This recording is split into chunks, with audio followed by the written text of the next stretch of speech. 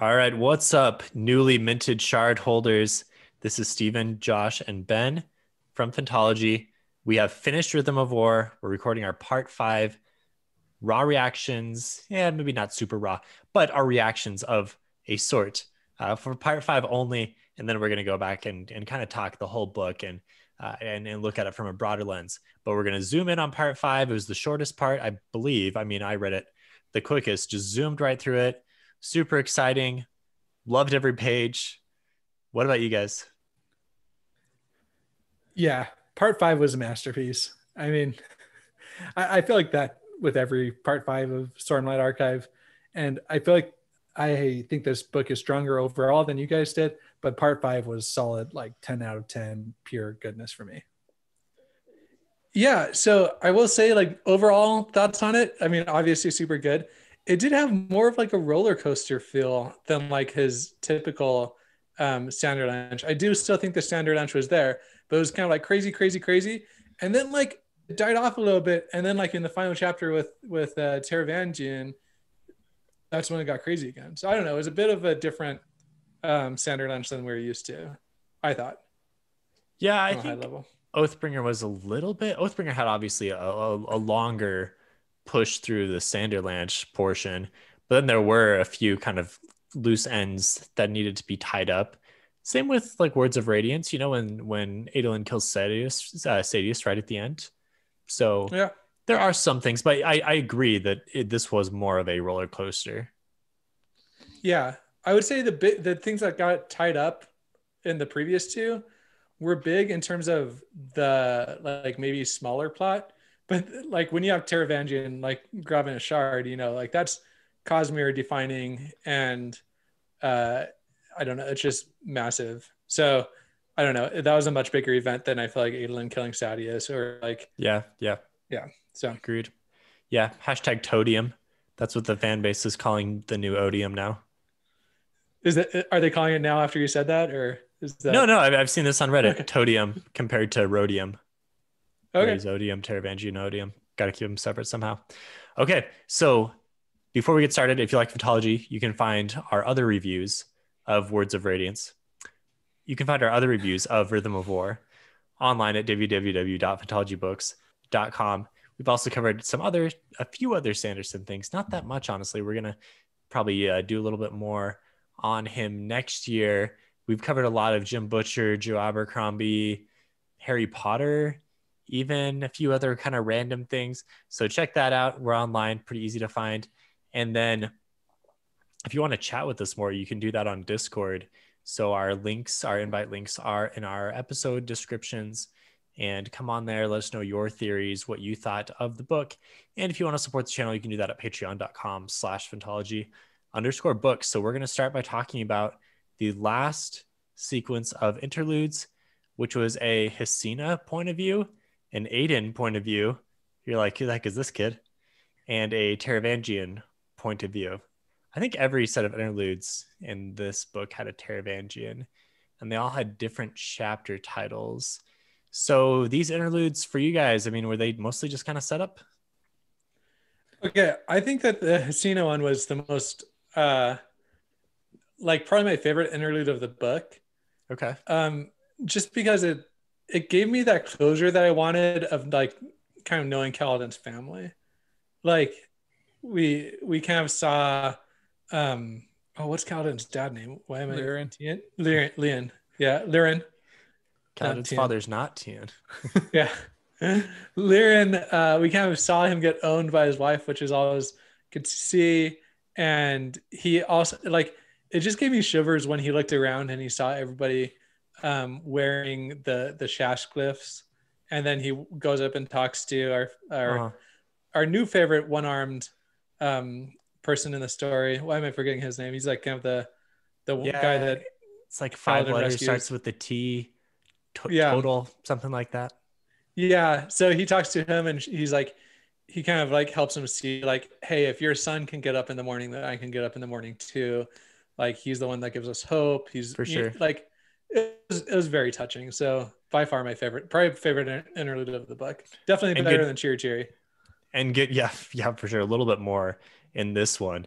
And then at the end, when Kaladin rescues Lyra and he's got the Shashcliff, he has put it on himself as well. So a lot of like you say, a lot of good foreshadowing, a lot of good kind of loose ends here tied up with the storyline. Yeah, I really like the Cecina chapter 2, or interlude, I should say. I feel like Kaladin's whole interaction with his family is defined as the conflict between himself and his dad, and his mom just doing mom things in the corner. But this definitely made Hasina a much more realized character, and so I'm grateful for that. Mm-hmm.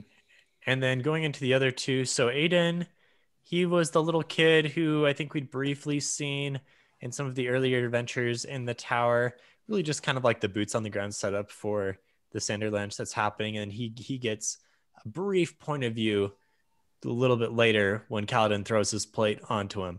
And so this kid's kind of fun, I guess. And then obviously Taravangian, lots going on there. Little bit of setup here. Yeah, I feel like Aiden, Sanderson loves doing this this random kid point of view. I feel like he did it in one of the last Wheel of Time books, maybe right at the beginning. Well, it's in the very first chapter of Way of Kings after the prelude. Yeah.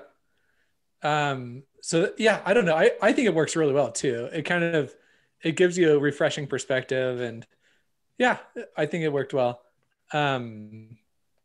And just like seeing how it's fun to see how a kid would perceive the world. You know what I mean?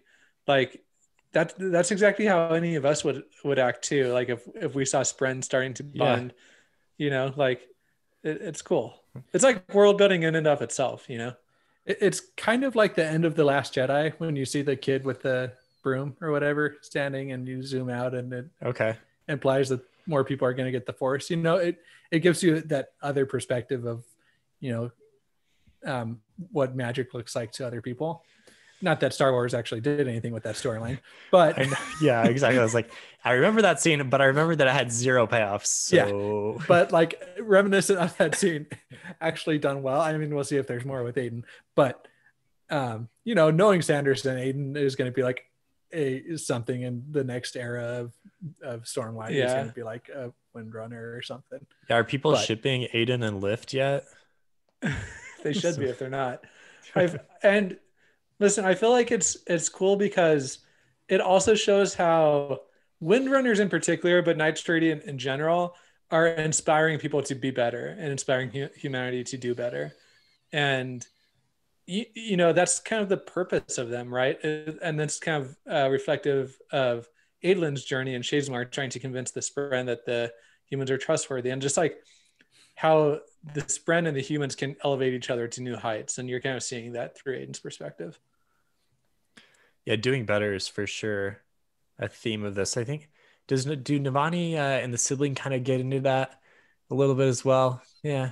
Not exactly. Is it? I think it's like because the sibling says no, it's more the Stormfather. It's more the Stormfather and Dalinar. Dalinar is trying to teach the Stormfather to do better. Yeah, well, that's for sure. Like, I'm a storm. Be more, you know. Yeah. I don't. Yeah, and then but I think the sibling also tells Navani that she's not worthy, and she's like, I can be. I'm working on it. You know what I mean? Yep. There's a little bit of that going on there, but I think that we also have seen the sibling maybe wasn't worthy of Navani a little bit. You know what I mean? Like they're going to grow into each other. Yeah, for sure. So before we get into all of that, let's talk about the chapter headings in part 5. So these ones were written by someone named L on the first of the final 10 days. And they drove me a little crazy for most of the part because I was like, should I be knowing what this is? And then finally we get this viewpoint of L, who seems to be like the head evil fused, almost like a Bazelmon type character from Wheel of Time. He's got the curved horns and he rips out the spikes and replaces it with metal, and he kills Lezian at the end. And so we get his musings here. And, I'm not sure if this worked for me. So real quick, before we get into if it worked, because I just had an epiphany. Do you think that ripping out the spikes and replacing them with metal has anything to do with it's like a hemorrhagy thing? Or hemorrhagy? Yeah. Yeah, we got there.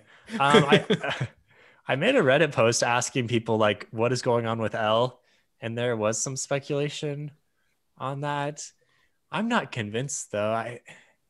Because the ruin The isn't. fused, I mean, well, the fused can't leave Roshar, so I don't see him having. Well, I don't know. I can't recall how hemalurgy would work on another planet. so Okay. in order to answer your question, though, Stephen, I think that this is something that would probably work really well on a reread of the series because Elle is probably going to be pretty important in this next book, I imagine, Yeah. in book 5. And so this one was kind of hard because, like you, I didn't know if we were supposed to know who this was, and I couldn't Google it because spoilers abound, So I kind of just read them without quite knowing if I was stupid for not knowing who this was or. Well, okay, so I will push back a little bit.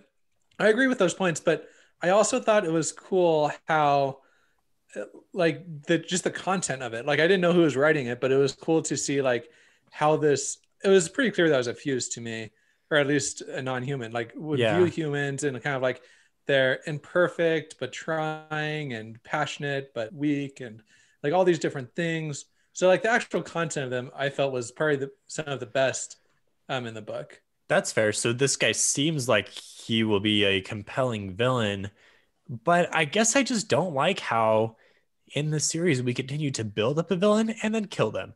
And then next book we're building up a new villain and we're killing him. In this book we're building up Ronio and Lezian and then we're killing him at the end. And now in the final book of this sequence, now L is going to be the big villain along with Todium, I guess. Well, okay, yeah, I agree with that. I also thought it was strange how L wasn't one of those like 10 or 9 or however many fuse that were like in the tower, like in Elithkar. I thought that we would see more of them for sure, and we didn't. So that's kind of weird. They're just kind of like still trapped in stone, I guess, doing their thing. L is way too cool to be trapped in stone. It's clear that he would not be into that. And okay, how foreboding is it that's the final 10 days and we learn that there's 10 days until the contract's going to be fulfilled? Yeah, so do we assume he's writing this on the first day leading up to day the one? 10 right? Yeah. So day one being the day after, like basically today, now that we finished the book. Right. Yeah. I mean, I've got to assume that's what it is. But also, that he wrote that, but somebody wrote the first day of the final 10 days, right? Like it was being, I guess. Well, maybe he just assumed it was the first, like if you believe that there's only 10 days left until that's fair. The end of the world, you'd be like day one of the final 10 days. Okay. Yeah. How about that? But so let me push back on the comment about the villains being killed off, Stephen, because I actually kind of find that refreshing about Stormlight Archive. I think it is kind of a trope in fantasy that I'm okay with having let go of, where there's just one big bad villain and everyone else is kind of bosses. Okay. Until you get to that big bad villain, because I think that a la Wheel of Time, where the bosses are the different Forsaken that we're fighting against every book. Yeah. Right. Or like Voldemort. And like Sanderson does kind of wear that influence on his sleeve with with Odium being like the big bad, godlike villain, and the fuse and stuff. Like you can kind of get that, and the Unmade specifically, I think, remind me a lot of the Wheel of Time. Yeah. But my point is that I think that it does allow more world building to have these more granular villains specific to books and arcs within the books, and like how he said, he treats kind of each book like a trilogy or like a pentology or however he says it, like each book is like 5 books. It's a story in and of itself. Yeah. And with the 5. Yeah. And so I feel like that's why he does it, is because I think it does lend it more to that type of storytelling. Okay, so you bring up Odium. So one of my questions after finishing the book is Taravangian Todium says that he's going to now save the world and he has the capacity to do so. And it seems like it's going to be great. But what is he saving the world from? Just himself? Like, what exactly is this conflict? Well, before, back when it was Rhodium, When he was talking to Dalinar in his final contract, he made it pretty clear that like the fused were kind of doing their own thing. Like he had limited power over the fused. So that's, I mean, one thing that he could be referring to, kind of like reigning in that. I also, if we think about other worlds in the Cosmere, there were times where the god was still trying to stop the world from destruction and maybe having unintended results. And so maybe there's something else on Roshar where it was a slow death spiral that our characters didn't know. I have a hard time believing that, but it could be. Well, I mean, some unanswered questions. Yeah. Well, and we do know about Ashen being destroyed, so maybe he feels like that's true. He needs to constrain these Radiants before they destroy Roshar, like they destroy Ashen. Yeah, we still have the whole Recreants question. We still have the whole Oath Pact question. We still have the question of like what made the Shattered Plains. There's a few kind of major things that still have to be resolved. Obviously, some twists to come. So I could see it. Okay. And now that he has all this knowledge, he knows all these things, we would assume, right? Yeah. So do you think that in these next 10 days, do you think Taravangian is going to try and take over the whole, like expand? I mentioned expanding the borders. Do you think he's just going to try and straight up take over the whole world, like all of Roshar in the next 10 days so that he can have control over the world, like regardless of what happens? I think it's really fascinating that the deal that's made that set up these 10 days was made with Ray's Odium. And now Taravangian comes in and he's like, oh, we've got this deal going on. And so he's got to make his plans around this thing that Dalinar set up when Dalinar had no idea that there was going to be a huge shift in who his enemy was. I guess I'm not answering your question, but I think there's a lot of potential here. That was a very politician answer, Stephen. Josh was like, what do you think about this specific thing? And you're like, oh yeah, that thing. That is a very interesting dynamic.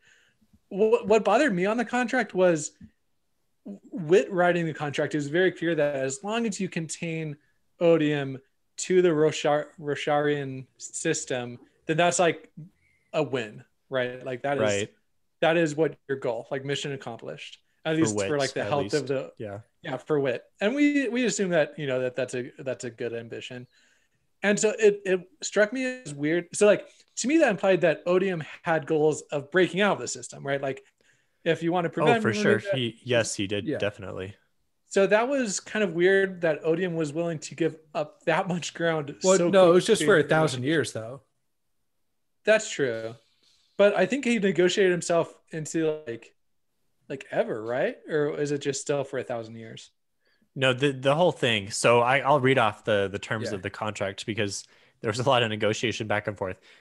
So the terms of the contract are there's going to be this contest of champions to the death in 10 days, top of year through. And if Dalinar wins, then Odium has to remain bound to Roshar. And then Dalinar gets Alethkar and her dad's back. And then hostilities cease, peace is maintained, and we're good to go. And if Odium wins, then... Is that for 1,000 years that he's bound? Or is that just he's bound, period? Yeah, no, I think it is still 1,000 years. Okay. And then if Odium wins, then he gets to keep all the ground that he's won. He still remains bound. Hostilities cease, but Dalinar serves him. Dalinar serves Odium as really a fuse, like essentially. The only difference is like the fate of Dalinar and maybe the fate of Alethkar. Yeah, pretty much. Well, and who controls Roshar? Yeah. Yeah, so it's still the fate of Roshar, but because there will be peace either way. Well, because Odium, I think, is preparing like this group of super soldiers to go take over the rest of the like Cosmere, right? So he can stay maintained in the system, but he can like send them off to other worlds to do battle. Is kind of what it seems like his goal is. Mm-hmm. Yeah. So Odium's net goal, I think we learned this in this book, or maybe this is just something that I've picked up, but his goal is to kill the other shards and absorb their power into him, and then essentially become. No. That was Ray's. I don't think he was going to absorb their power because he didn't want it influencing him. Oh, he just wanted to splinter? He just wanted to kill them. Like he didn't absorb honor. He just killed honor. Okay, that's fair. Yeah, I said that wrong. So he just wants to kill them and prevent any other powers from being on his level. Yeah. Right. Yeah. So definitely, like, but to my original point, I think, yeah, the negotiation struck me as like, wow, this is not aligning with what I assumed Odium's goals would be out of this negotiation. And part of it was because the rays, the shard holder, and the power of the shard were in conflict, and he was bursting at the seams pretty much because he Right. had lost all these things and he was just continuing to fall apart. And this was hinted at the whole book. So I thought it was a pretty nice payoff there. Okay, I could buy that. Like he lost control of Euthero. He like Dalinar not being his champion. Like we saw kind of like the slow demise of his Yeah. kind of grand scheme. Okay, so what about this? We know that Taravangian is aware of the blind spot caused by Renarin. Yeah. How do you think that's going to change? Like, do we think that Odium was also aware of that blind spot, or is it? I mean, or were they able to leverage that blind spot because Odium wasn't aware of it? I think Odium was aware of it, but he wasn't aware that anyone else was aware of it. Okay. I don't I know. see. I think if Odium was aware of it, he would have been going a lot harder after Renarin than he was. That's true. Like, Yeah, Seth was going around killing, like nobles. Yeah, it seems like he could have had Renarin killed. or at least Yeah. tried.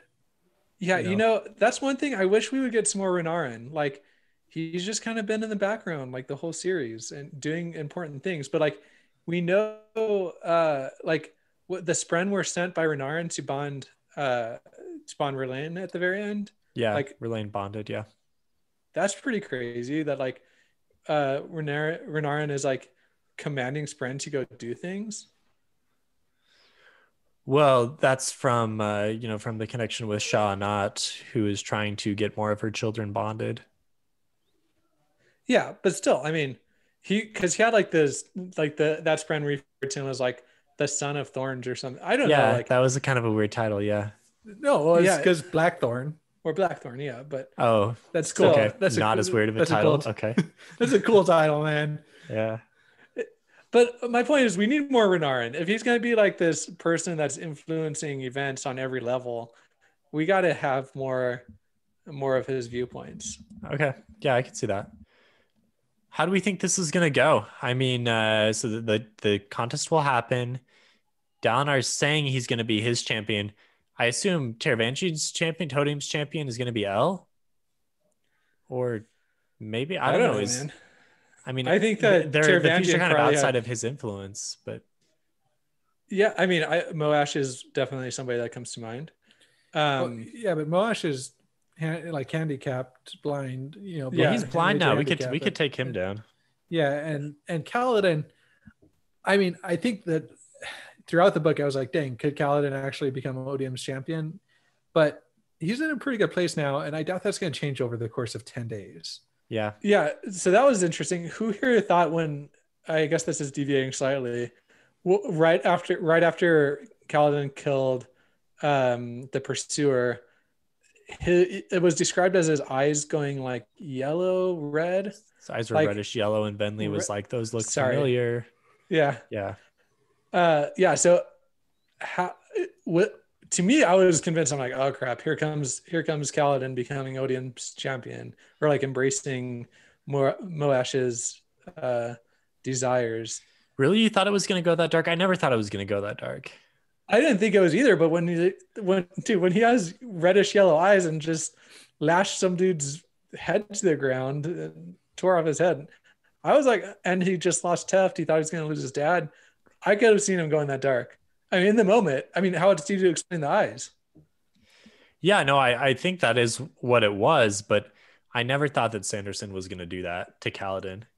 That's not his. So maybe brand.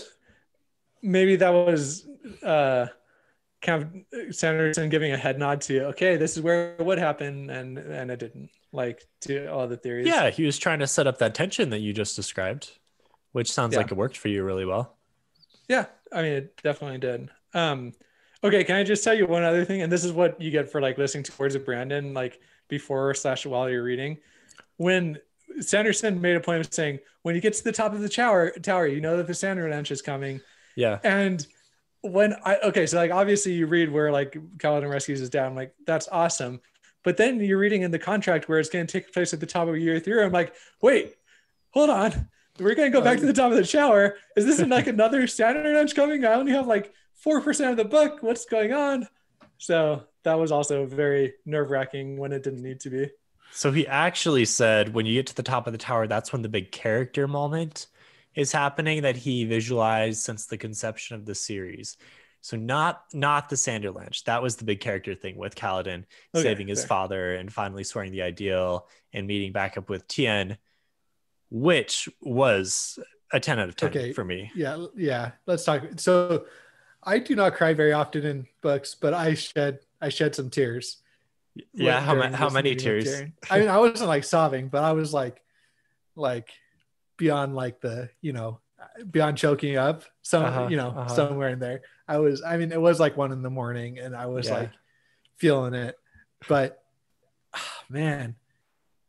And so, okay, my interpretation, not to get too technical, because I want to get back to like the emotional impact of this, but my interpretation was that this was actually Tien in the spiritual realm.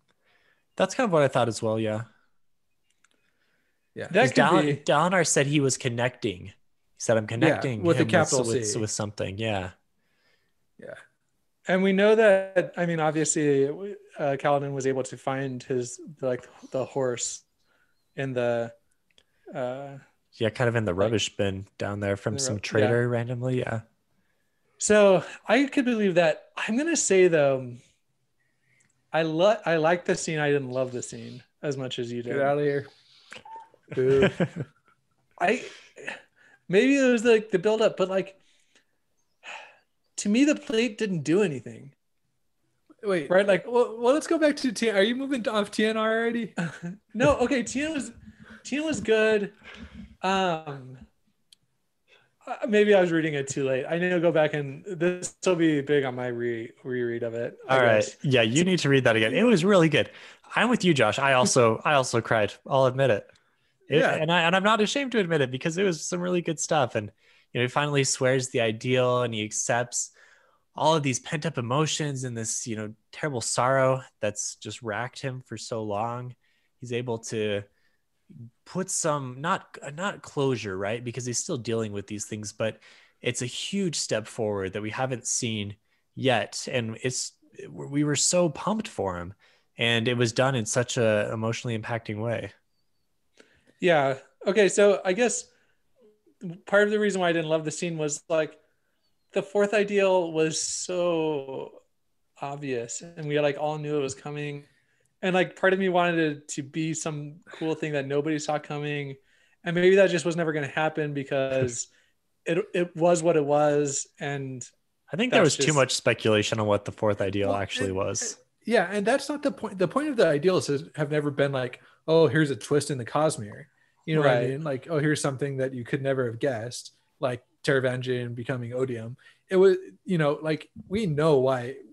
We pretty much all knew that Kaladin was having a hard time accepting it because he was having a hard time accepting that he couldn't save everyone. Like we didn't know there's speculation over what the exact wording was going to be, but that wasn't like a secret, Well, it's never confirmed either.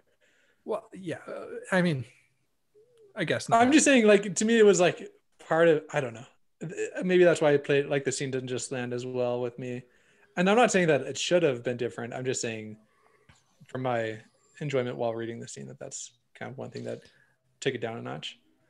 The scene was just so cinematic with Kaladin falling through the air, having lost all hope, and then the Storm Father coming in and slowing down time for him, and just choosing, like I don't think you would call it like a straight up like suicide, because I don't think he was really like trying to kill himself, but he threw himself off the tower with virtually no hope of rescuing his father. Like, I mean, they did talk about like they did say, if they jump off the tower, there's a chance they might get their powers restored. Yeah. So maybe he's just like, what the heck? We got nothing left here. Let's go for it. But it was kind of an abandonment of like all hope, like it even says like he embraced it wasn't straight up like I'm making the choice to end my life right now, but it was like I've lost all hope. My father's down there. If I can't rescue my father, then I don't want to be alive. You know what I mean? That's kind of the way I read it. Yeah. Yeah, he references his past experience, like looking over at the Shattered Plains, and talks about how he stepped off this time when the last time he didn't. So he was in a very similar place. Yeah, I agree. I mean, I think we're saying the same thing. So Josh, I love that you brought up the fact that he was abandoning his hope, because hope was a huge theme in part 5 and now 3 different things now that you mentioned it here. So there was that conversation with Yasna and Dalinar where they kind of go back and forth, and Yasna's like, hope is terrible because it can lead you to make decisions that are not in your best interest because you think like it might turn out well, but really in all probability it won't. And Dalinar's like, well, humans are rational beings, and hope is what still lets us keep on going, right? And then when Teft died, they talked about that he was kind of he still had hope for a brighter future, and he died with hope in his eyes. And then Kaladin losing all hope here, but then regains it. So I thought all the parallels here just with this idea of hope was really good. Yeah, so I guess along with that one of the coolest scenes about hope was in Yasna's and Wit's conversation, where they're kind of talking about like what's going to determine the battle. And Wit says, I'm quoting here, it's same thing it's always been about Yasna. Wit said, the hearts of men and women, do you trust the hearts of those who fight on your side? Like, just super cool. Like that's going to be the determining factor. And Yasna pauses and can't respond, and Wit's like, that's a good answer. Yeah, she said she paused and hoped he didn't read too much into it. Yeah, so that was really cool. Also, can we talk about the finger kissing while we're on the subject of? It's kind of weird. NC-17 Stormlight Archive edition. And she's like, it did nothing for me. Yeah, the safe hand kissing was kind of weird, but that's their culture. Have we seen that before? We might have seen that a little bit with Dalinar and Navani before. I can't remember exactly. But Yasna's character. So Sanderson said in a Reddit post that she was asexual. This Reddit post came out before the book was actually released. And he talked about the struggles that he was having and wanting to write this in the correct way. I really don't have any experience with this, so I'm not certain. But I mean, with a lot of the other things that he's trying to represent, I'm assuming he did a pretty good job. And it's interesting, right? So she is interested in Wit because of the knowledge that he has and the compelling nature of just who he is. And they have a sexual relationship, but she doesn't care for that nearly as much as he does. Yeah, and it's also interesting seeing Wit a bit thirsty too. You never thought you would see a little bit, yeah. Maybe, I mean, we never really see it, but Yasna's like, oh, I hope that I can provide that for, like, I can provide that for him. I just am not getting the same out of it. Like you did a really good job summarizing it. Yeah. But yeah, so that was really good. So, I mean, I wish we would have gotten more Yasna and Wit in this book. I think that they're hopefully going to be a big part of the next book. Although, with Wit being not like a little bit witless by the end of the book, then yeah. So how big of it? Do you guys mind if we talk about that real quick? How big of a deal was that? I mean, I think it's. I have no idea. It seems so. What exactly happened there? To recap, so Taravangian noticed a loophole in the contract where he's like, "Well, I can still affect you by taking some of your investiture," and he takes away his breaths that have stored some of his memories, right? Yeah. And so I don't know if it was just the memory of the conversation that had just happened, or if it was like a lot more than that. Seems like it's got to be more than that, right? Or otherwise, what was the point of doing it? It's going to give him some knowledge, something that is going to be important. Yeah. And we don't know what happened to his cryptic spren. Or his not his cryptic spren, his cryptic spren, because his cryptic spren wasn't around at the end. So was all of his investiture stripped away? It couldn't have been. He would have noticed that, you'd think. I think his breaths were at least taken. I don't think all of his breaths, because I think it had to have been something that he wouldn't notice immediately. you know? Yeah. Because we were inside his head, and it wasn't like he was suddenly lost all of his power. You know, it was like some small little things that changed, and he could kind of maybe sense something was off. But But the coin did slip. He fumbled the coin. I don't know. We obviously don't know too much about this. Gosh, and others on Discord were saying it was like an internal loop. I just thought that he like took his memories and then reset it. I thought, it just kind of looped through one more time and then he would be able to, That's how I read it, but I'm not sure. And I'm still just confused on what Todium's plan is, but we're not supposed to know. I mean, this is book 5. I have one more quote from Kaladin about hope. If we can finish off that theme about hope really fast. Okay, yeah. Finish off hope for us. So, this is when he is on his way to try and save the Radiance, and he meets up with Syl. And it says, Kaladin nodded, then turned and continued, shadowed by the hopes and prayers of hundreds, shadowed by his own reputation. That is just like such good writing right there. Like Sanderson gets a lot of flack for like not being very flowery with his language, which like that's not obviously flowery, but it's very like, gosh, so symbolic. Like just kind of these shadows that are trailing Kaladin, even the shadow of his own reputation and how that ends up weighing him down. Like that part really got to me when I read that. I like highlighted it. I'm like, geez, this is some seriously good stuff. So. One thing that I love in writing is parallel structure and repetition of themes and development of the same types of things in different points of view. And it's something that Joe Abercrombie does really well. And that's probably the top reason that I like reading his books, because they're just so perfectly structured. And maybe this is just kind of like a me thing because I'm very much a type A personality, but these types of things and like with Navani's parallel structure as well from beginning to end, I just love reading that. It's perfectly balanced, as all things should be. Okay, this is super random. There's a musical. It has Anna Kendrick in it. I'm forgetting Into the Woods. No. I know what you're talking about. It's like it approaches it from her viewpoint. It starts the relationship with this guy, and I know. Yeah, I watched this. I don't know why I'm forgetting it, but that like is something, some amount of days, right?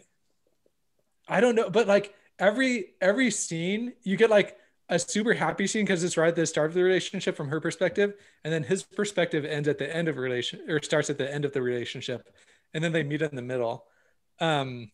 And when you talk about parallel structure, that might be one of the best examples I've seen of the like these kind of themes clashing and making a really cool whole while using this really cool structure.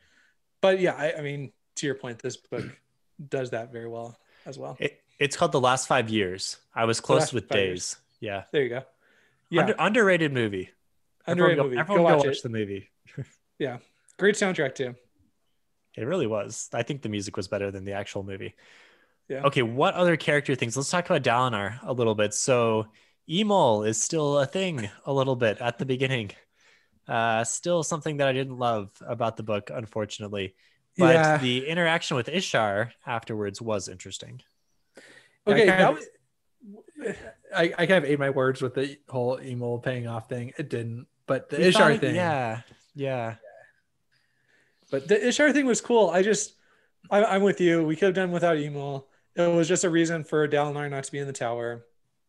That's really what it was. A little disappointing. It seemed like we were going to set up for the same, maybe because we had all read Oathbringer and we were expecting everyone to come together at the end for the big thing, but Aiden and Shalon remained out there. They didn't really impact the Sanderlanche moment, and Dalinar, he did directly impact, helping out Kaladin and the Stormfather. But that whole thing was resolved on its own. I will say too, like when they kind of did the flyby and tossed Kaladin back up on the bridge, like we had seen that before. So I don't know. Like I probably could have done without the tossing Kaladin back up on the floor. Well, I think that was important because it seems like that didn't come as out of nowhere. That's fair. As it may have I don't know. Others felt. But still, it gets a little repetitive when Dalinar's like off, not really caring about the tower. He's just like, okay, like he knows that they're struggling and not doing everything he can, and then he like does these flyby saves every every high storm, you It's know. like, oh, I'm off in Emil doing my thing. Oh, you guys need some help? Okay. Yeah. Well, okay, it was more than that. They had talked about the high storm coming and taking over the tower for like a few chapters about how it was going to be the biggest one yet, reach the top of the tower. They had talked about that at the beginning of the book. And then it goes, the Stormfather is like the son of Tanavest is in great need or whatever, and Dalinar is like, take me there. And then I thought it was cool. Okay. No, okay. Yeah, I was probably more joking, but the emo thing was yeah, emo thing was bad. Yeah. Let's move on past that. That could have been done a lot better. Okay. The Ishtar thing was cool though, right? I liked it. Yeah, so let's talk about how convinced were you guys that that Ishtar was going to sever the bond that Dalinar had with the Stormfather? Okay, that one I thought was happening. I thought it was happening. Yeah, I was like, oh, here we go. You know, I did never think Kaladin was going bad, but I did think that was happening. Yeah, and I think that's another one of those things that like now readers are aware that it could happen. So I think it might not happen, but there's going to be another time where we're worried about it happening because I don't know. To me, it was a very big setup. You know, like here's what could happen. Or what could be cool is that might be how Dalinar might be able to sever the bond of somebody, you know, of Odium's champion or something. Or maybe Dalinar loses the duel, but somehow still doesn't have to have his soul bound. Yeah. I don't know. That scene and that ability of bondsmiths of being able to sever connection or investiture, was it severing the Nile bond completely? Or? I think that's what was happening. Yeah. Yeah. Wow. So that was pretty crazy. Also, we can talk about how Zeth's blade made an appearance. I don't want to give it a name because I don't want to spoil other things, but like that, how it broke that connection and chipped the honor blade. Yes, it chipped the honor blade. Dude, I remember. Do you guys remember this when we went to the release of Words of Radiance? I believe it was, or maybe it was one of the Mistborn books. And somebody asked what would happen if you took Seth's. Well, before we even knew it was Seth's blade, because I think we found out it was Seth's blade in Words of Radiance. What would happen if a shard blade and that blade met? Oh, really? Yeah, and Sanderson made a comment about like, this is basically a Raffo, but it was like, oh, that would be very interesting when when slash if that happens. Did that comment give him the idea? I know. I was going to say, and we were there. Oh no, because I mean, the blade makes an appearance in Words of Radiance, and that was the launch that we were at, and so I think we all knew that it was going to happen. Like, I kind of had to rack my brain and realize, yeah, wait, we've never actually seen that happen yet. You know. Yeah. I thought you were gonna just say that there was someone in cosplay as Zeth, really convincingly. I think that did happen too. Yeah, that's what I remembered more. Yeah. Okay. Also, so Ishtar is crazy, but he is able to impart some like sanity to Dalinar towards the end for some reason, and he says, "Come to Shinovar and talk to me, and also please help me be sane." And we can reset the Oath Pact. So this is for sure happening. We're getting into Shinovar. Zeth and Kaladin are going over to Shinovar in book 5. Yeah. Do you guys think that there's a chance that book 5 is more than the 10 days? I mean, yeah, it wouldn't shock me. Yeah.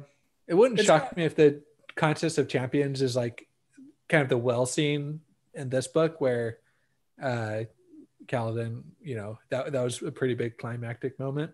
Okay. Then so like part 3. Part 3, and then it's not going to be Contest of Champion is over and then book is over, right? We got to have another twist after that. No, there's definitely another twist. I think, I don't know. We're like, you know what this feels like is predicting the next election after this one just happened. But I feel like we're going to see like maybe Dalinar lose to Odium, and then the characters have to figure out how to like get their feet under them after. What if they have to bond? What if they have to figure out how to bond Dalinar using the Oath Pact, like how to prevent him from leaving the. So Dalinar is a spread now. Well, that's what he's kind of be, right? If he loses, he's going to be kind of like a spread that is commanded by Odium.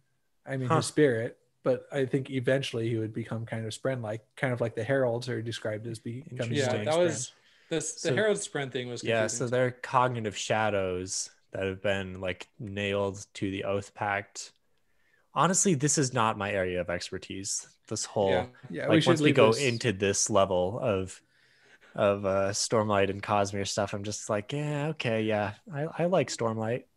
Yeah. Well, we should kind of leave this to folks like over at 17th chart, but it does talk about, which we can move into our next conversation about the Lord of Scars.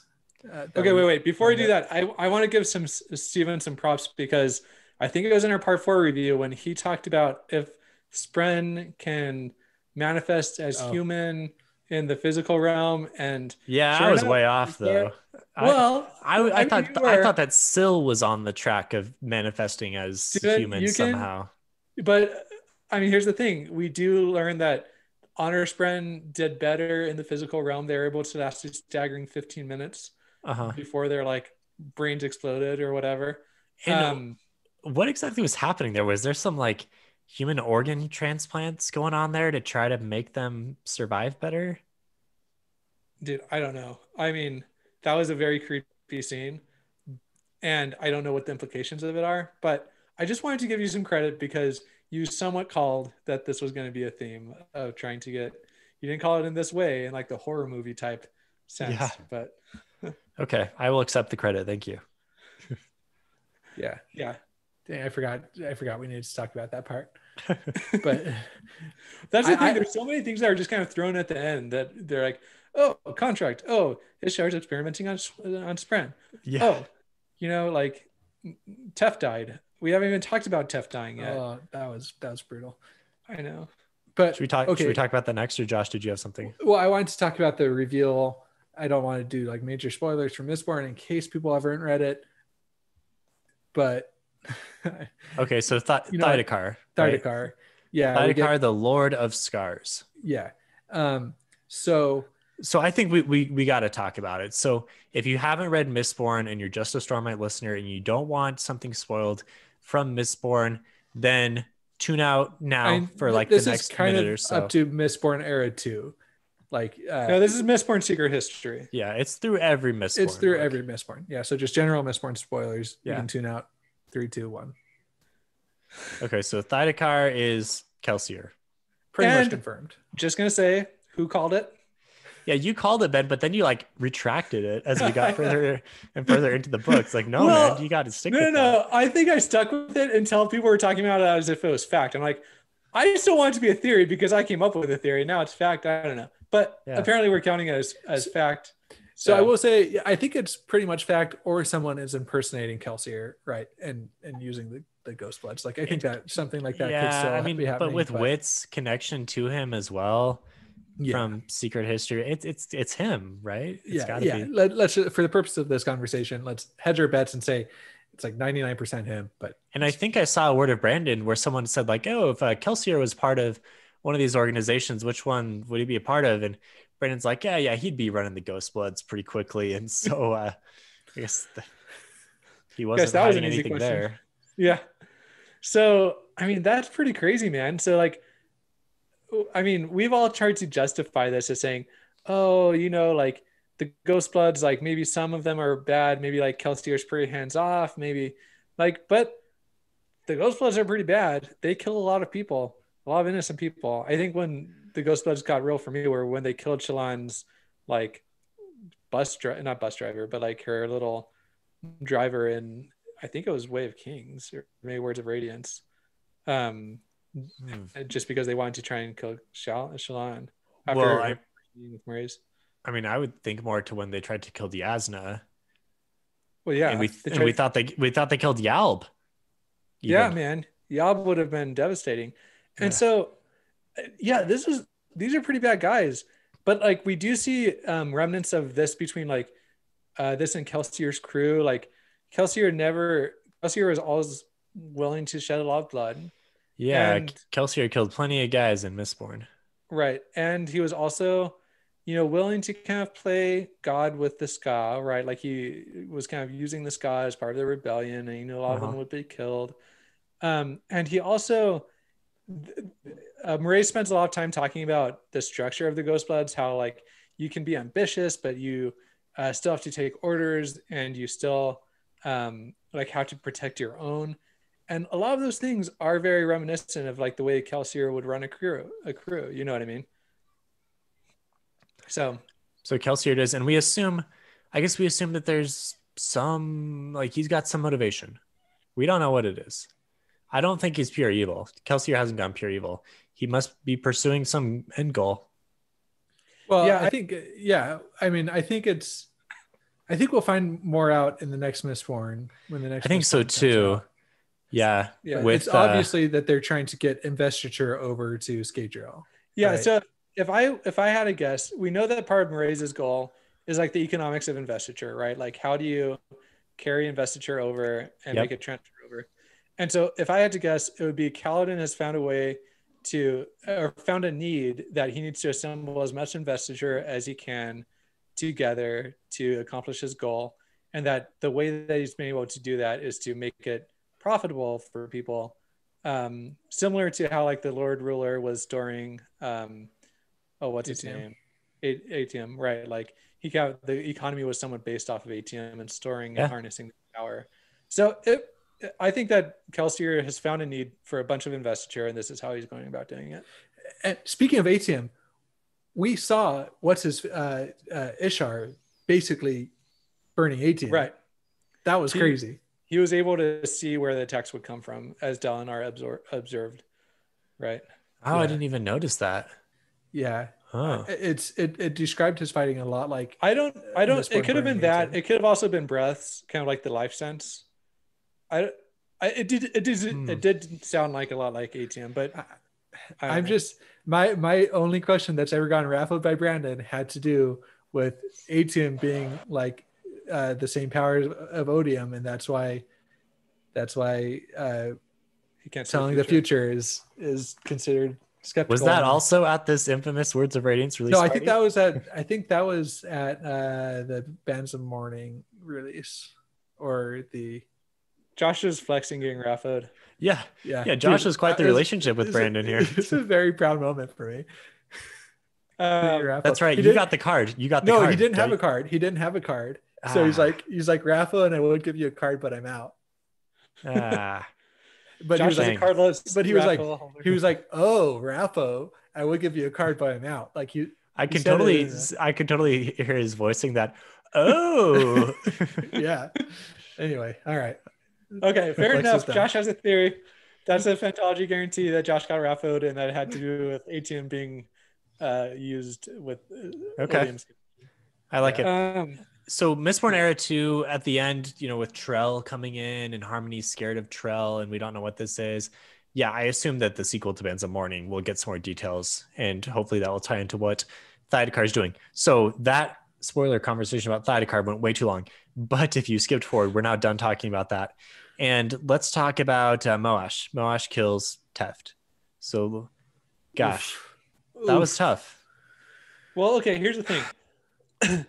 In my mind, Sanderson was saying, should I kill Teft or should I kill Liren? Right? Like, it was going to be one of them. I'm okay with the fact that it was Teft. I think it was a good death, but it wasn't any less emotionally impactful. Right. I was getting very concerned. I honestly, I think I delayed starting part 5 by a day or so because I was just so concerned that someone was going to die. I was like, this book has gone fairly well so far as everyone staying alive. I mean, the overall events of the tower have gone against us, but I thought Navani might get offed, and there were a few times where she almost did. And I would not have been okay with that. Or Kaladin. Yeah. Kaladin also could have died. Yeah. I thank you for that opening because you said you delayed starting it for a day. I also delayed starting it because I was waiting for somebody to finish reading. And then both of you guys finished before me by a day. You guys are like, anyway.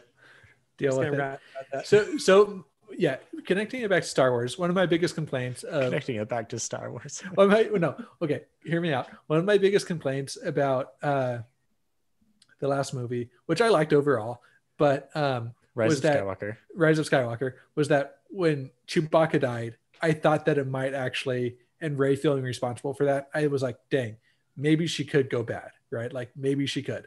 But then when they brought Chewbacca back, like 5 minutes later, like, okay, well now, like, she's not going to go bad. You know, they don't have the guts to do it. And so it totally kind of destroyed all the tension in the movie for me. So overall, you liked the Rise of Skywalker. I'm just saying, here's one. I did. Oh I did. my gosh. But, okay. This is a skull. This is a stone. Josh, This is an ice cold take. Okay. No. Okay. It wasn't a terrible movie, but I'm just connecting it back to this. This was what Chewbacca should have done for Rise of the Skywalker to make it like an exceptional movie.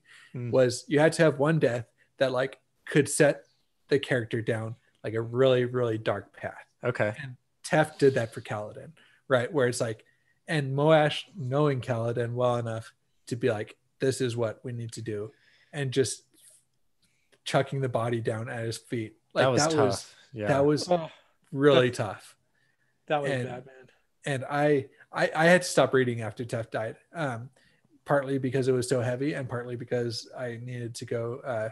My kid wanted to go to the park, and I told him I'd take him, and so I wanted to get one more chapter in before I took him. And little did I know, the last word of that chapter was died. And so, yeah, that was tough. But I was also glad I had time to like process it, because that was a tough death. Yeah.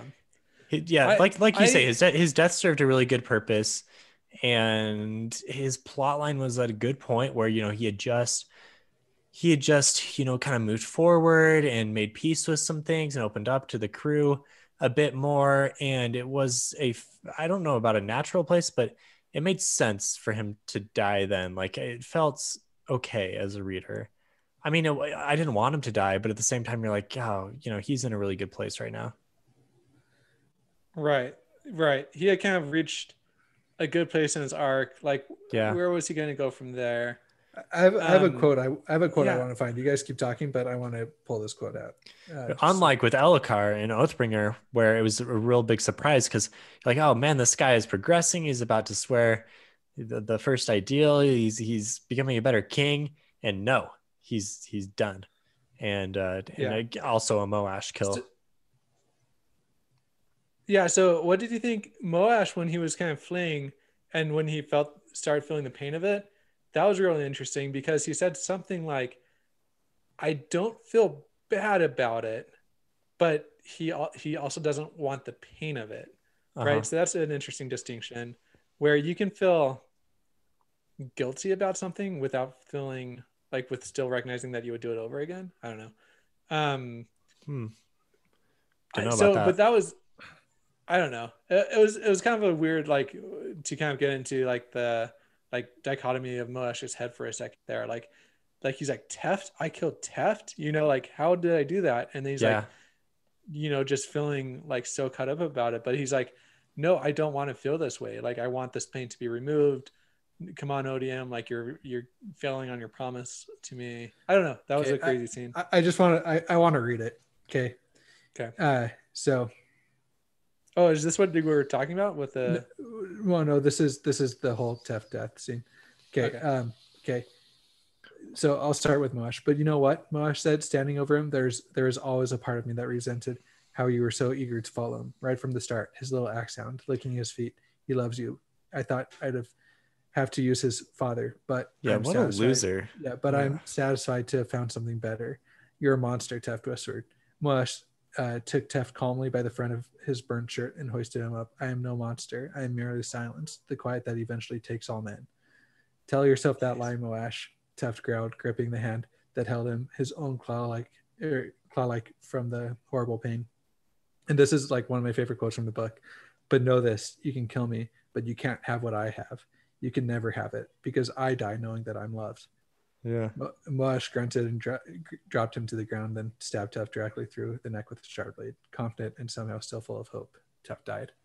Going back to your hope thing. It's a good theme. But I die knowing I'm loved, and you can never have that. Dang. Oh, that was so good. Yeah. And especially Teft, who never felt loved because his family like grew up in that cult, like you know, and he never felt the love from his family. He never felt, you know, he had such a hard life and found his family in Bridge 4 and died knowing his love. So good, man. Yeah, I agree. It was super good. Can I just say though that I hate Shardblade deaths, because like I feel like that's kind of the equivalent of like Balefire in Wheel of Time. You like you can always hope, right? Like there's other characters in the Cosmere that make appearances in the spiritual realm, um, and to kind of give you like a final send off or whatever.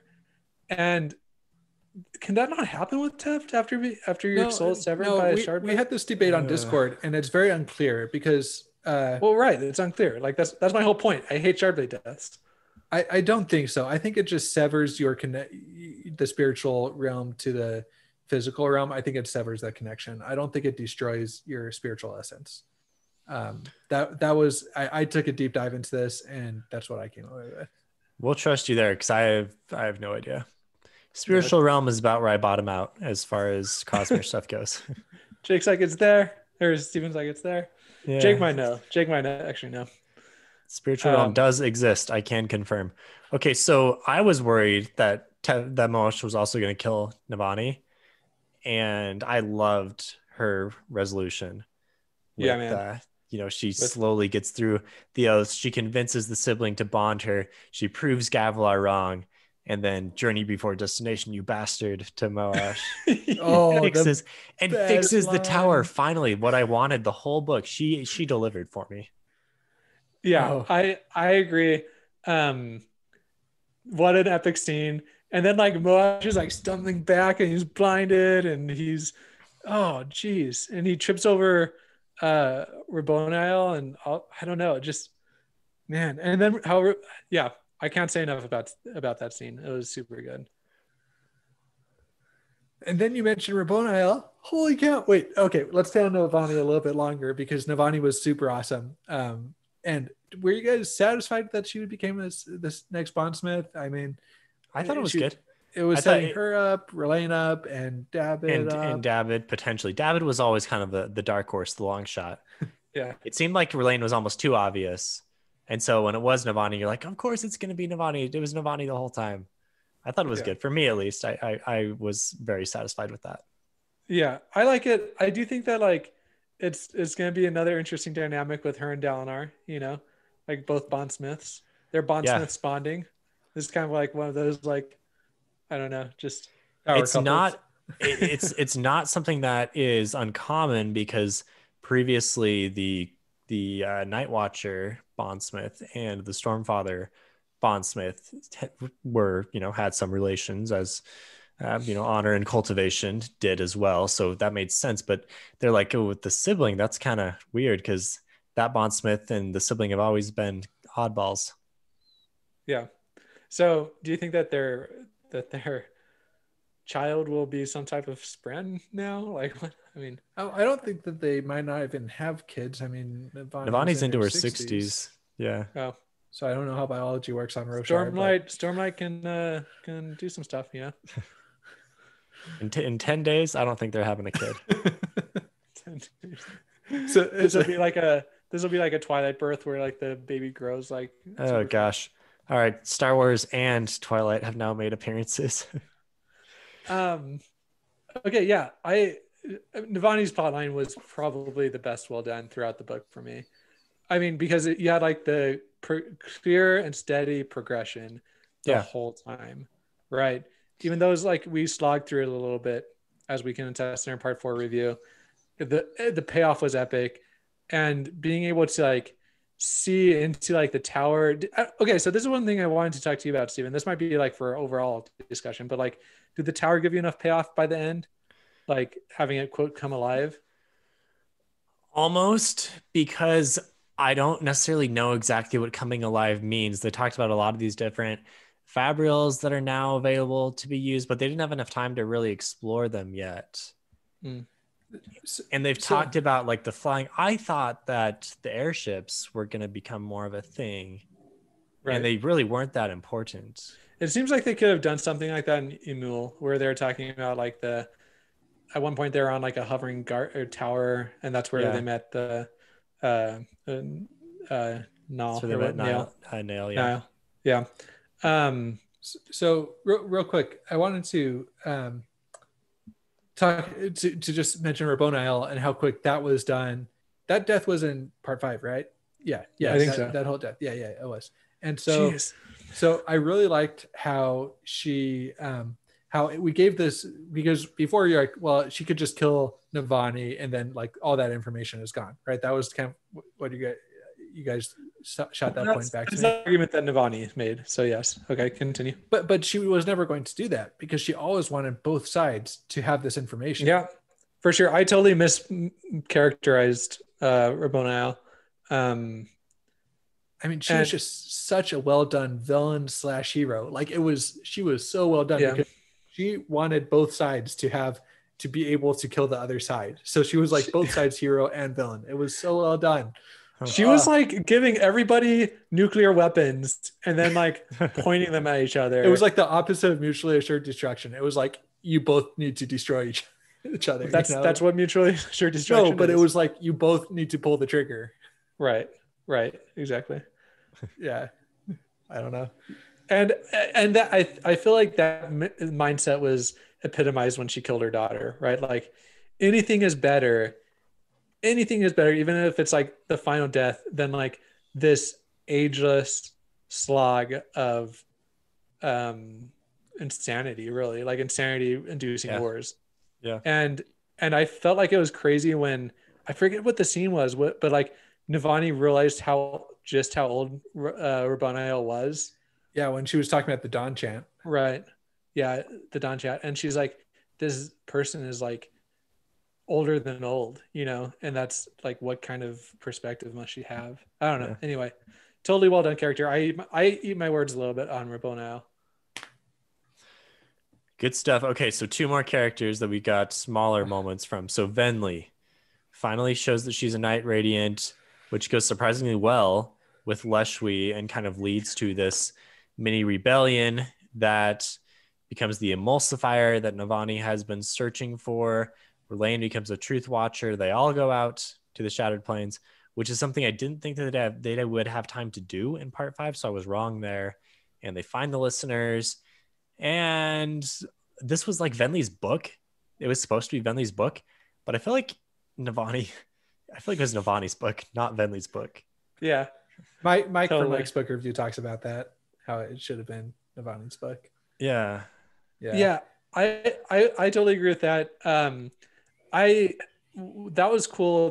The Leshwi thing was a twist, and how Leshwi like had a spren that she knew of back in the day. Right. Yeah. And that was awesome. Also the Chasm Fiend that apparently the listeners have Chasm Fiends. Right. That was a cool twist. I mean, we have what's her name having Cherry, Risen having Cherry, and then the listeners have the Chasm Fiend. We have Great Shells entering the fray somehow. We'll see if they can make it into within 10 days. So Venli for me, like I care about her more after going through all this, but I feel like I was kind of forced to, and I was never super excited to read her parts.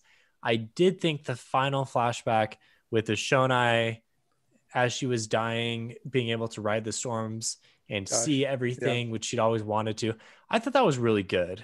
So there were certainly some good parts with Venli and Shonai, but overall I was like, I like the other characters more.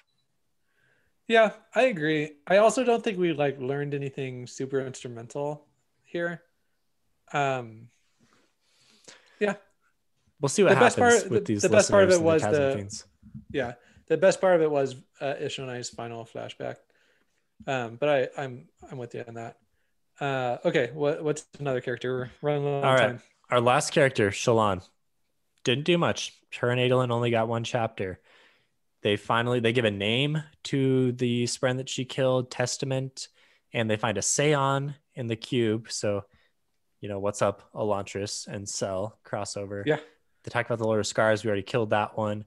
And then Shalon's storyline from here, she is going to middle finger the Ghostbloods and go after Ba-Edo Mishram. And it implies that she wants to start exploring the Cosmere more, and she's ready to become a world topper or something like that. And I'm kind of confused where Shalon and Adolin are going from here, because they don't seem to be tied in to the conflict that's going on right now that we cared about for the past, 20 chapters reading. And all of a sudden it's like, oh yeah, Shalon and Adolin are still doing this thing that we thought was really important. And it turns out like it it wasn't important for this book at all. Right. Like, plus because we have like a conflict ending contract, right? Like, it feels like all Dalinar has to do is like, it feels like what use are the Spren going to be at this point to humans? I'm confused. Totally. Yeah. Confused. So hopefully that has a bit of a better payoff. I thought that this mystery of the recreants after Testament revealed, or not Testament, after Maya revealed that they chose and all that, like I was like, okay, this is going to be huge for the end of the book. We're going to get something here involving the Oath Pact, and there was nothing. It was not a thing in Rhythm of War. Yep. Interesting. Josh, are we wrong? So I mean, I think it's going to have bigger implications for Era 2 of Stormlight. Okay. Because agreed.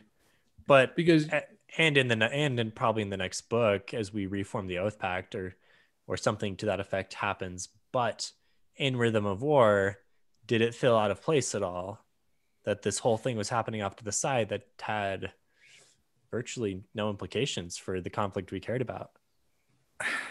No, because I cared about it. I mean, you're right that it didn't have any implications for the main conflict. But I mean, I think that this is just kind of when you realize that this is a really, really big series. And I mean, if you compare it to something like the Wheel of Time, this kind of stuff happened all the time, you know, when some characters would be off on a side quest that didn't really connect. Yeah, for sure. Conflict. Hashtag Bowl of Winds. Yeah. I mean, this is like, hopefully this is better than Bowl of Winds. Yeah. I mean, right. So this did not connect to like this main conflict at Urethru the way that that's fair. You know, that's fair. Yeah, I think sometimes we're like looking at these books, we're like, man, we love these books so much. And they're like, that thing could have been better. That wasn't quite right. But at the same time, it's like, yeah, you know, there's so much here. And even like in the Way of Kings, it's not like Shalon like really had a big impact on, that's true, you know, the bridge crews. I mean, so I think, and Words of Radiance, same thing. I mean, she's like there, and like I think that what we're saying though, Josh, is that this was set up to be one of the big resolutions throughout the series was getting the Spren back on the side of humans. It seemed like it was very important. It's on the cover. Yeah, I feel like that's kind of weird in the fact that like, well, now who cares about this Spren and humans because we have a champion and we know that the resolution is going to come there. Well, okay, so you're right. This is why I think that it might have bigger implications for Era 2 / we don't know if it's going to, the fifth book is going to end with the conflict of champions. And also I think that the battling with Spren and humans and this bonding is going to have a bigger implication than just fighting the fused, you know, like it might be fighting in the Tranquilin halls, which you know, fighting like in the bigger cosmic sense. It sounds like, Josh, you're very hopeful that this will do something, whereas Stephen and I are saying it's weird that it hasn't done anything yet. It's setting up more stuff. This was all about a setup. Yeah. So, and it did get some, right. So it was very important that the Recreants was chosen by both human and Spren, right? Like that is essential to know. It was really important for, I think, Shalon's character development to not like, I mean, what's the alternative? They just stay at the tower, and I don't know. Yeah. Like I don't know. I guess I just want a new cover. I want a new cover with Urethru on it, and Kaladin flying through the air, and Navani being amazing. I'm sure you'll get that cover eventually, Stephen. And I'm sure you'll buy that that book. Okay, yes, you are so right. Oh man. Let's do worst of the best really fast. I gotta go in a few minutes. Yes. Okay. Briefly, if you are listening to the podcast, we are going to have Michael Kramer and Kate Redding read in our intro for worst of the best now. And Ben, go ahead and give us yours. Okay, I gotta have two quickly. I'm gonna say it. I know you guys aren't gonna like it. Don't do it. If you're gonna say TN, just stop. Oh gosh. No. I'm not gonna say TN. I'm gonna say the worst part of the best part of the book was Kaladin getting his plate in that moment. Because to me, the plate didn't do anything in that moment. Like what? It gave him extra strength to catch his dad's arm. Like, Dude, no. he was able to part the storm with all the wind spread and burst through and save him. Yeah, but the plate didn't do, like, to me the plate made its grand entrance when he like saved the Aiden, he came back Aiden. in and he was like, the plate was flying around from person to Right. person. Like Yeah. freaking magic carpet status. Yeah, so like that was cool. But like to me, that was the worst. Like it didn't need the plate right at that moment. He could have gotten wind sprint on his side without. So what I were don't you know, hoping man. that somebody was like thrusting their shard blade toward him, and right when he did, he saw the fourth ideal, and then like plate crusted over him and saved his life? That would have been cool. I'm just saying that in terms of rescuing his dad, it was just the worst part of it for me. Okay. No, okay. I don't know. It was like an Iron Man thing for me. All of a sudden, the plate was formed around him, and he was able to, get a control over his fall and save his body. His dad seeing him in his plate. Oh, that was Yeah. so cool to me. Like seeing his son as the radiant that he is, because it is interesting. His dad always hated seeing Kaladin with his shard blade. Like he would kind of eye it like, oh, you have that thing, Yeah. Yeah. Like, even this when is like meant to protect. Yeah, even Okay. in Oathbringer when he came in, put it down in the city hall or whatever in their town, like Liren, I think I remember Liren giving him some shade when he did that. And now seeing Kaladin in his like protection, like this is what's going to protect people and save people. That was great to me. So Okay. All right, Ben, we destroyed I'll your hand you first that. one. Let's hear your second one. Okay, this is my second one. The way, okay, obviously Sanderson's done a great job with depression. I feel like he's kind of taking an easy way out with this whole 10-day thing, because Carolyn's like at the final scene, he says something to Dalinar like, oh, like Dalinar's like, sorry for taking you off command. Carolyn's like, oh no, you were right to do that. I still have a lot of work to do. And then Dalinar's like, okay, but I need you right now. And Carolyn's like, all right, I can go right now. So like I feel like the whole depression thing, while I don't like as a reader, I kind of like am ready for it to be solved. Everybody's made such good points about how like that never happens in real life. I kind of feel like Sanderson has kind of found a loophole with that, with this whole next 10 days thing.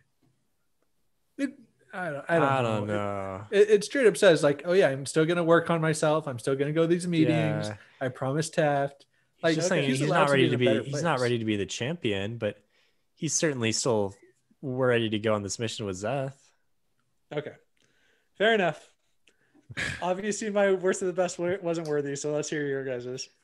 All right, briefly, mine is the emulsifier thing.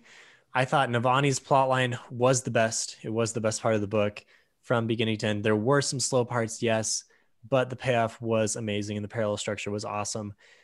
The whole thing, she was looking for this emulsifier of something to bring the light together, and it ended up being the humans and the singers working together and singing the tones together and getting the tower to wake up. I mean, like, I get it, but I also don't get it.